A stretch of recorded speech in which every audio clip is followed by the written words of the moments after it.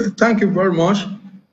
The situation as it is has been described by the UN representative, Madam Mistura, that it's going to be a perfect storm if Russia, Iran, Syria, they go ahead with the attacks to flush out the rebels. The question now is that the greatest financier of the UN humanitarian effort in Syria has been United States. And if United States and the UN are very circumspect about the outcome of an all-out attack in which we have 800,000 civilians, mainly women and children, simply because we want to flush out just 10 to 20,000 jihadists.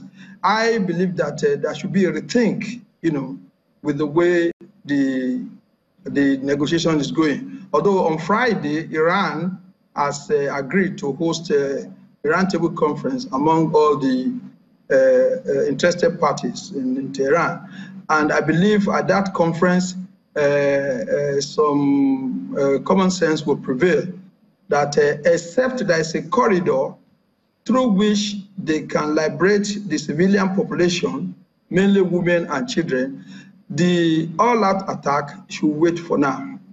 So the U.S. is then cutting aid to the UN agency responsible for work in that region. They're also working in Syria, Lebanon, the West Bank, and Gaza because it believes that, these rebel groups you're talking about are being helped by this aid. Isn't this a situation where they're throwing the baby out with the bathwater? I mean, trying to cut their nose to spite their face?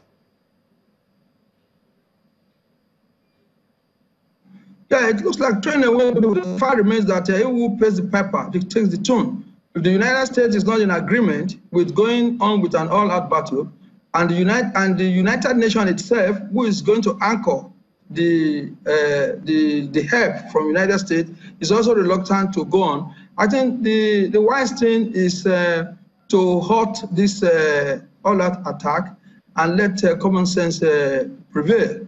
This is because it's going to be a catastrophe if the United States withdraw its support and the UN becomes helpless, and you have a large number of human misery, in Idlib. Of what use is the outcome of such all-out attack? So for me, on Friday, I believe that